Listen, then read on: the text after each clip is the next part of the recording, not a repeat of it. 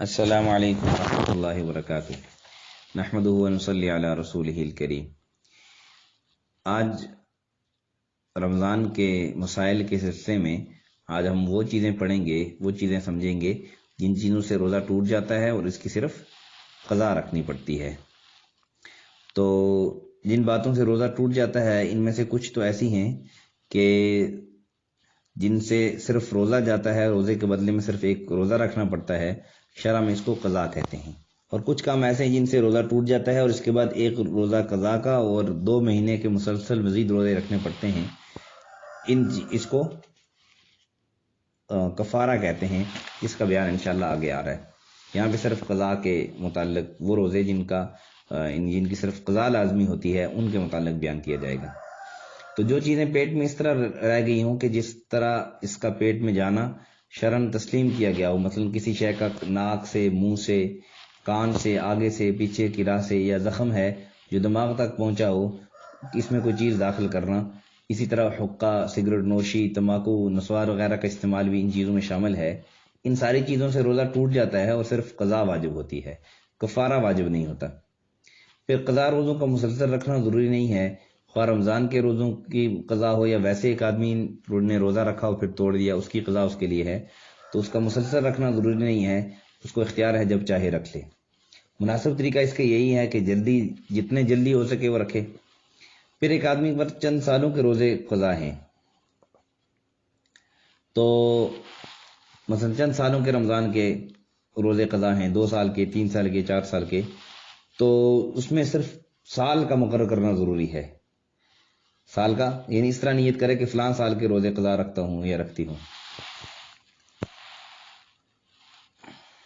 اب ایک آدمی نے پہلے رمضان کے قضا روزے رکھے نہیں تھے کہ دوسرا رمضان آ گیا، تو کوئی بات نہیں، اب رمضان کے روزے رکھے اور عید کے بعد پھر قضا روزے رکھ لے، لیکن اتنی دیر کرنا یہ اچھی بات نہیں ہے۔ مطلب رمضان آنے سے پہلے روزے قضا کر لیں۔ یہ اکثر ہماری ماؤں بہنوں کے ساتھ پیش آتا ہے، چونکہ ایک اللہ کی طرف سے ایک امر ہے، تو بیماری کی وجہ سے جب وہ روزے نہیں رکھ پاتی تو بعض اوقات ایسا ہوتا ہے کہ 2 سال کے، 3 سال کے ان کے قضا روزے وہ باقی رہتے ہیں۔ تو اتنی دیر نہیں کرنی چاہیے، موقع جان کر درمیان میں ان کو روزے رکھ لینے چاہیے۔ پھر رمضان کے مہینے میں اگر کوئی بے ہوش ہو گیا، یعنی دن میں بے ہوش رہا، تو بے ہوش ہونے کے دن کے علاوہ جتنے دن ہوش میں رہا اتنے دنوں کی قضا رکھے گا۔ جس دن بے ہوش رہا اس ایک دن کی قضا واجب نہیں، کیونکہ اس دن کا روزہ نیت کی وجہ سے درست ہو گیا۔ یعنی ایک آدمی تھا وہ بے ہوش ہو گیا، رمضان میں روزہ رکھا اور پھر بے ہوش ہو گیا، روزہ رکھا اور بے ہوش ہو گیا۔ اب اس کے بعد جتنے دن بے ہوش رہے اس دن کے علاوہ، تو اس دن کی تو قضا رکھے گا، لیکن اس دن کی اس پر قضا اس لیے لازم نہیں ہے کہ روزے کی نیت اس نے ابتدا میں کر لی تھی۔ اور اگر کوئی رات کو بے ہوش ہوا، تب بھی جس رات کو بے ہوش ہوا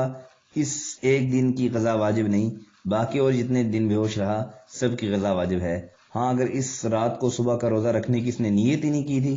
اور صبح کوئی دعا حلق میں ڈال لی گئی تو پھر اس صورت میں قضا بھی ہوگی، اس پر اس دن کی بھی قضا ہوگی۔ یعنی بے ہوش ہو گیا، اس کو کوئی دوائی نہیں پلائی گئی غروب آفتاب تک، تو اس کا روزہ ہو گیا۔ اگر دوائی کوئی پلائی گئی ہے تو پھر اس دن کی بھی قضا رکھنی ہوگی۔ پھر ایک آدمی پورا رمضان بے ہوش رہا، تب بھی اس کو قضا رکھنا چاہیے۔ یہ نہ سمجھے کہ سب روزے معاف ہو گئے۔ البتہ اگر آدمی جنون ہو گیا، یعنی جنون طاری ہو گیا، پاگل ہو گیا، یا پورا رمضان ہی پاگل رہا، تو اس رمضان کے پھر روزے اس پر قضا نہیں ہیں، کیونکہ یہ پھر شریعت کا جو مکلف نہیں تھا اس رمضان کے روزے رکھنے کا، جنون اس پر طاری ہو گیا۔ اور جو شریعت کے احکامات ہیں وہ ہر عاقل اور بالغ پر فرض ہوتے ہیں، ہر عاقل اور بالغ پر فرض ہوتے ہیں۔ ہاں اگر رمضان کے شروع میں کسی دن جنون طاری ہوا اور پھر اس کے بعد عقل ٹھکانے ہو گئی، ٹھیک ہو گیا، تو اب روزے رکھنے شروع کرے گا، اور جتنے روزے جنون میں گزرے ان کی بھی قضا رکھنی پڑے گی۔ لیکن اگر پورا رمضان ہی بے ہوش رہا تو پھر بھی اس کو یعنی قضا رکھنی پڑے گی، اور اس کو رکھنی چاہیے۔ لیکن یہ کہ البتہ پورے رمضان کی دیوانگی رہی، پورے رمضان ہی یہ ایسا رہا کہ اس کی عقل ٹھکانے نہیں رہی تو شرعاً اس پر واجب نہیں ہے، البتہ اگر رکھ لے تو بہتر ہے۔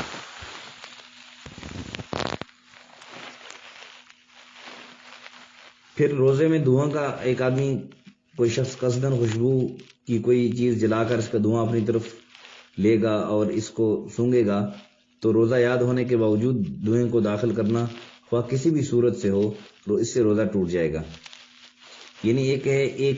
یہ ہے کہ دھواں صرف سونگ رہا ہے، صرف اس نے سونگا ہے، مطلب خوشبو سونگی ہے، کوئی دھواں نہیں، خوشبو۔ لیکن ایک یہ ہے کہ دھواں آیا اور اس نے اس دھوئیں کو اپنے اندر لے گیا تو اس سے روزہ ٹوٹ جائے گا، اس سے روزہ ٹوٹ جائے گا۔ روزے کی حالت میں مردہ کو دہنی دینے وغیرہ کا مسئلہ، یعنی مردہ کو دہنی دے رہا ہے تو اس صورت میں روزہ نہیں ٹوٹے گا۔ ہاں یہ ہے کہ اگر دھواں چلا جائے اندر تو پھر تو روزہ ٹوٹ جائے گا۔ مردہ کو دہنی دے سکتے ہیں، اس میں خیال یہ رکھے کہ خود اپنے یعنی دھواں اپنے اندر دھواں نہ لے جائے سانس کے ذریعے۔ پھر روزہ میں جو ہے نا وہ بعض دعائیں ایسی ہوتی ہیں کہ جنہیں سونگنا پڑتا ہے ناک کے ساتھ لگا کر، اور ان کی تیزی دماغ تک پہنچ جاتی ہے تو ان کے سونگنے سے روزہ ٹوٹ جاتا ہے اور اس کی صرف قضاء لازم ہوتی ہے۔ پھر روزے میں اگر بے اختیار منہ میں پانی چلا گیا، یعنی کلی کرتے وقت حلق میں پانی چلا گیا وغیرہ وغیرہ، تو روزہ یاد تھا تو روزہ جاتا رہا، صرف قضاء اس کی لازم ہوگی، اس کے بدلے میں کفارہ واجب نہیں ہوگا۔ پھر اسی طرح جمائی لیتے وقت منہ میں پانی یا برف چلا جائے، یعنی جمائی آئی اور اس نے برسا اوپر اٹھایا اور اس کے حلق میں پانی کا قطرہ کسی طرح پر نالے وغیرہ سے ٹپک گیا تو ایسی صورت میں اس کا روزہ جاتا رہے گا، صرف قضاء لازم ہوگی، کفارہ لازم نہیں ہوگا۔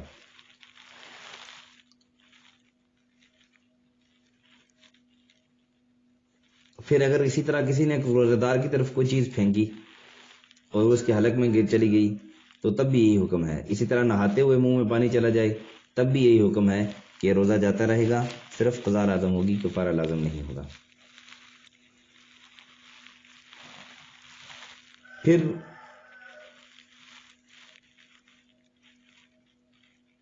ایک آدمی کھانسی کر رہا تھا، جان بوجھ کے کھانسی کر رہا تھا یا کھنکار رہا تھا، اور کوئی چیز معدہ سے حلق کے اوپری والے حصے تک آ جائے، اس سے روزہ ٹوٹ جائے گا۔ بلغم کو اندر سے باہر نکال کر تھوک دینا اس حکم میں داخل نہیں، کیونکہ ایسا کرنے کی بار بار ضرورت پڑتی ہے۔ ہاں اگر وہ منہ میں آ کر رک جائے اور اس کو نکل لیا تو پھر اس صورت میں روزہ ٹوٹ جائے گا۔ یعنی ایک آدمی گلے سے جو ہے نا وہ کوئی چیز باہر نکلی، اس نے منہ میں اس کو روک لیا اور پھر اس کو دوبارہ واپس نکل لیا، اس سے روزہ ٹوٹ جائے گا۔ پھر نکسیر کا خون جو ہے وہ حلق میں پہنچ کر پیٹ میں چلا جائے تو اس سے بھی روزہ ٹوٹ جائے گا، صرف قضاء واجب ہوگی، کفارہ واجب نہیں ہوگا۔ اگر کسی نے ایسی مٹی کھائی جس سے سر دھوتے ہیں تو روزہ ٹوٹ جائے گا، اس کی صرف قضاء رکھے گا، کفارہ اس میں لازم نہیں ہے۔ پھر روزے میں کسی نے کنکری یا لوہے کا ٹکڑا وغیرہ کوئی چیز ایسی کھا لی جس کو کھایا نہیں کرتے اور نہ صرف اس کو بطور دعا کھاتا ہے تو اس کا روزہ جاتا رہا، لیکن اس پر کفارہ واجب نہیں، صرف قضاء واجب ہے۔ یعنی ایسی کوئی چیز کھائی جس کو لوگ عمومی طور پر کھایا نہیں جاتا ہے تو اس نے اس کو وہ چیز نکل رہی تو اس سے روزہ تو ٹوٹ جائے گا لیکن قضاء لازم ہوگی، کفارہ لازم نہیں ہوگا۔ لیکن اگر ایسی چیز کھا پی لی جس کو لوگ کھاتے ہیں یا کوئی ایسی چیز ہے جو بطور دعا کے یا بطور ضرورت کے استعمال کرتے ہیں تو اس سے روزہ بھی جاتا رہا، قضاء اور کفارہ دونوں لازم ہوں گے اس پر۔ پھر روزہ میں رنگین دھاگا منہ میں لے کر یہ نا منہ میں اس کو بٹور رہا ہے اور اس تھو کو اگر وہ نکل گیا تو روزہ ٹوٹ گیا اور صرف قضاء لازم ہوگی، کفارہ لازم نہیں ہوگا۔ یعنی ایک آدمی کوئی رنگین دھاگا ہے وہ منہ میں ڈالا اس نے، جیسے عام لوگوں کی عادت ہوتی ہے بعض اوقات اس کو منہ میں ایسے پھیرتے رہتے ہیں، چباتے رہتے ہیں، تو اس کا اگر رنگ آ گیا تھوک میں اور اس کو اس نے نگل لیا تو اس صورت میں اس کا روزہ جاتا رہے گا لیکن صرف قضاء لازم ہوگی۔ پھر روزہ میں شدید ضرورت کے تحت اگر کسی نے دان یا داڑ نکلوائی یا دوا لگوائی تو یہ جائز تو ہے لیکن بلا ضرورت کے مکروہ ہے، اور اگر خون یا دوا پیٹ کے اندر چلی جائے یعنی گلے حلق سے اندر چلی جائے اور یہ چیز تھوک پر غالب ہو یا اس کے برابر ہو اور یا اس کا مزہ محسوس ہو یعنی اس کے ذائقہ محسوس ہو تو اس سے روزہ ٹوٹ جائے گا، صرف قضا واجب ہوگی۔ روزے کی حالت میں دانت سے خون نکل کر حلق میں چلا جائے تو اس صورت میں دیکھا جائے گا کہ اگر تھوک غالب ہے تو پھر روزہ نہیں ٹوٹے گا، اگر خون غالب ہے تو پھر یا ذائقہ آ رہا ہے، خون کا ذائقہ آ گیا تو ایسی صورت میں پھر روزہ ٹوٹ جائے گا۔ پھر دانت میں پھنسی ہوئی چیز کا حکم، یعنی دانت میں کے درمیان پھنسی ہوئی چیز ہے جس کو تھوکا یا نگلا جا سکتا ہے، اس کا کھا لینا بھی اسی حکم میں داخل ہے، یعنی اس سے روزہ ٹوٹ جائے گا اگرچہ اس کی مقدار چنے سے کم ہو، تو اس سے روزہ اسے ٹوٹ جائے گا اور قضا لازم ہوگی، کفارہ لازم نہیں ہوگا۔ پھر روزے کے حالت میں ناک، کان اور آنکھ یعنی میں دوا ڈالنے سے روزہ ٹوٹ جائے گا، اور اگر خشک چیز کا اندر تک پہنچنا یقینی ہے تو روزہ فاسد ہوگا ورنہ نہیں۔ یعنی اگر ناک، کان وغیرہ میں اگر کوئی تر دوا ڈالی جس کا ذائقہ حلق میں محسوس ہوا اور وہ حلق سے اندر چلا گیا تو اس صورت میں روزہ ٹوٹ جائے۔ پھر آنکھ میں دوا ڈالنے اور سرما اور سر میں تیل لگانے وغیرہ سے روزہ نہیں ٹوٹتا۔ اس طرح پانی مذکورہ مقامات میں پہنچ جائے تو روزہ فاسد نہیں ہوتا۔ یعنی ایک آدمی نے وضو کیا تو اب اس کا ذائقہ اس کو حلق میں محسوس ہوا ہے، وہ پانی وہ سمجھتا ہے کہ حلق کے قریب پہنچ گیا، یعنی اس سے گلا تر ہو گیا ہے، تو پانی اگر اندر نہیں گیا تو اس سے روزہ نہیں ٹوٹتا۔ پھر پانی میں ہوا خارج کرنے اور غوطہ لگانے سے بھی کچھ نہیں ہوتا، اگر پانی اندر تک جائے تو پھر روزہ ٹوٹ جائے گا۔ جس طرح استنجا کرنے میں مبالغہ کرنے سے روزہ ٹوٹ جاتا ہے، صرف قضا واجب ہوتی ہے، اور غرغرہ کرنے میں پانی اگر حلق سے اتر گیا تو روزہ ٹوٹ جائے گا، اور اگر حلق سے پانی نیچے نہیں گیا تو روزہ نہیں ٹوٹے گا۔ اسی طرح سر وغیرہ پر لیپ کرنا جائز تو ہے، اور اگر زخم یا سر یا پیٹ میں بہت گہرا اندر تک پہنچا ہوا ہے تو اس میں یعنی تر دوا ڈالنے سے روزہ ٹوٹ جائے گا۔ باقی زخموں پر دوا ڈالنا یہ روزے کے ٹوٹ، یعنی ویسے چھوٹا موٹا زخم ہے تو اس پر، لیکن ایک اتنا زخم ہے، گہرا زخم ہے پیٹ پر کہ جس کا دوا جو ہے نا وہ اندر تک اثر کرتی ہے، تو اس صورت میں پھر روزہ ٹوٹ جائے گا، لیکن قضا واجب ہوگی، کفارہ واجب نہیں ہوگا۔ پھر روزے میں کان کے اندر تیل ڈالنا، کسی نے روزے میں کان میں تیل ڈالا تو یا یعنی پینے کی دعا نہیں لیکن کوئی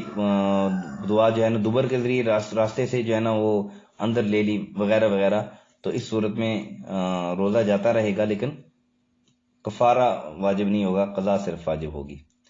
پھر اس طرح کان میں تیل ڈالنے سے روزہ ٹوٹنے کی وجہ یہ ہے کہ روزہ دار کان میں تیل نہیں ڈال سکتا۔ اس کی وجہ فرق یہ ہے کہ کان میں پانی کا پہنچنا یا پہنچانا بدن کے اصلاح کے لیے نہیں ہے بخلاف تیل کے، اور یہ بھی فرق ہے کہ پانی پہنچنا دشوار ہے اور پانی پہنچانے میں ضرورت ہے، صفائی وغیرہ کر رہا ہے پانی چلا گیا، لیکن تیل پہنچانا کوئی ضروری نہیں۔ پھر روزہ میں کان کو سلائی وغیرہ سے یعنی صاف کرنا، تو اس سے کسی تنکے وغیرہ کو لے کر کان کے اندرونی حصے میں داخل کرنے سے روزہ ٹوٹ جاتا ہے، یعنی اور کیونکہ کان کا اندرونی حصہ شران پیٹ کے حکم میں داخل ہے، یہ حکم اندرونی حصے کا ہے، لیکن اکثر باہر حصے میں ہی ایک آدمی جو ہے نا وہ اندرونی حصہ کا مطلب یہ ہے کہ پردے سے اندر چلا جائے، یہ نہیں ہے کہ ویسے صفائی کر رہا ہے تو اسے روزہ ٹوٹ جائے گا اس کا۔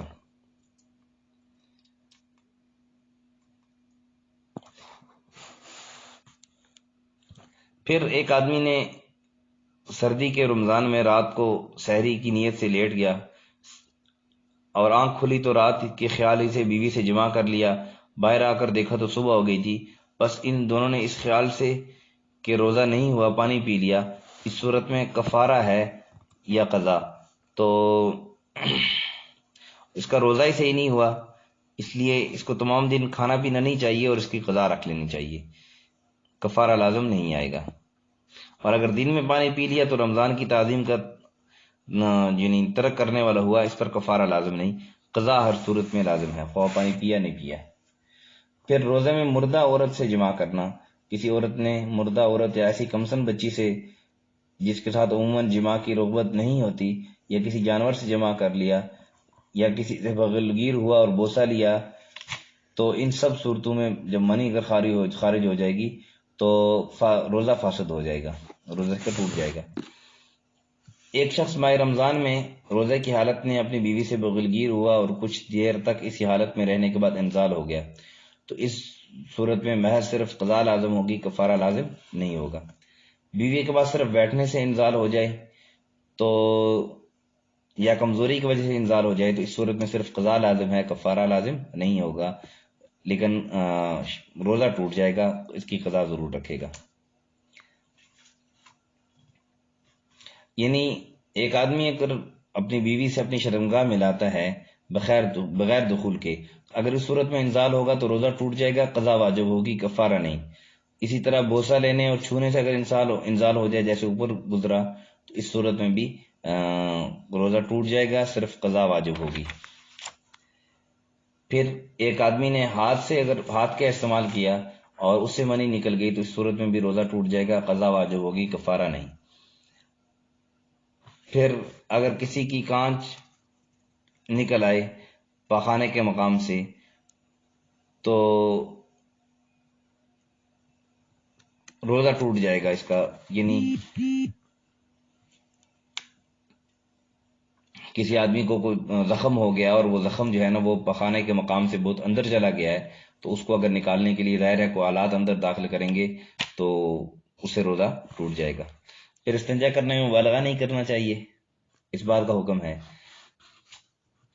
پھر روزے کی حالت میں اگر حقہ پیا کسی نے، اسے روزہ ٹوٹ جائے گا، صرف قضا لازم آئے گی، اور بعض صورتوں میں کفارہ بھی لازم آتا ہے۔ مثلا اس شخص نے نفع بخش سمجھ کر پیا تھا تو کفارہ اور قضا دونوں لازم ہوں گے، ورنہ صرف قضا۔ یہی حکم سگریٹ وغیرہ کا بھی ہے۔ پھر بغیر سحری کے روزے کو پیاس کی وجہ سے توڑ دیا، یعنی تراویح کے بعد روزے کی نیت کر کے سو گئے تھے، سحری کے وقت آنکھ نہ کھلی اور صبح کو زبان خشک تھی، پیاس کی وجہ سے معلوم ہوا کہ آج روزہ بغیر سحری کے پورا نہیں کر سکتا،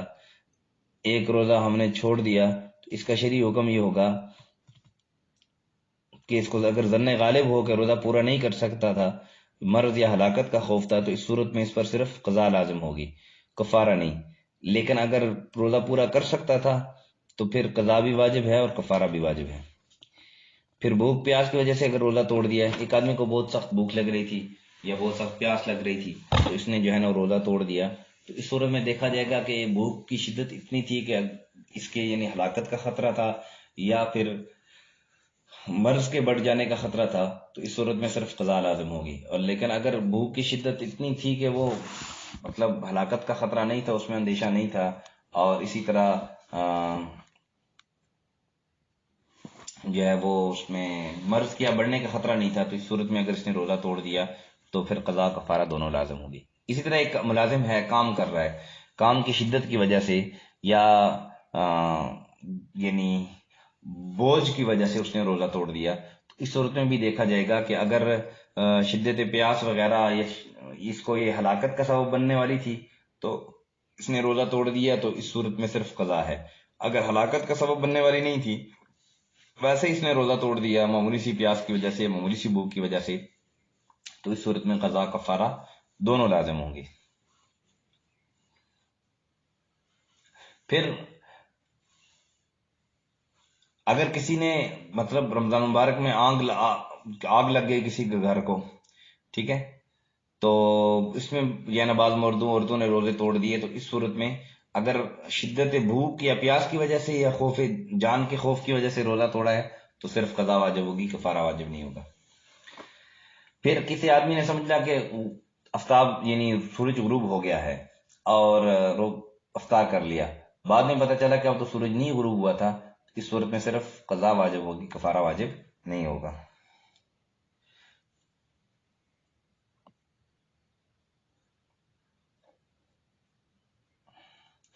پھر کسی آدمی نے اگر صبح کے وقت یعنی کوئی چیز کھا پی لی صبح صادق کے بعد، تو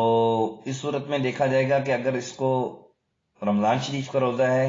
اور صبح صادق ہو جانا اس کو معلوم تھا، اس کے باوجود اس نے کھایا پیا ہے، تو پھر تو اس صورت میں قضا کفارہ دونوں لازم ہوگی۔ اور اگر اس کو صبح صادق کا ہونا معلوم نہیں تھا، اس کو یہ سمجھا کہ ابھی صبح صادق نہیں ہوئی، اس نے کھا پی لیا، اس صورت میں صرف قضا واجب ہوگی۔ پھر جو نفل روزہ قصدن شروع کیا گیا ہو، شروع کرنے کے بعد اس کا پورا کرنا ضروری ہے،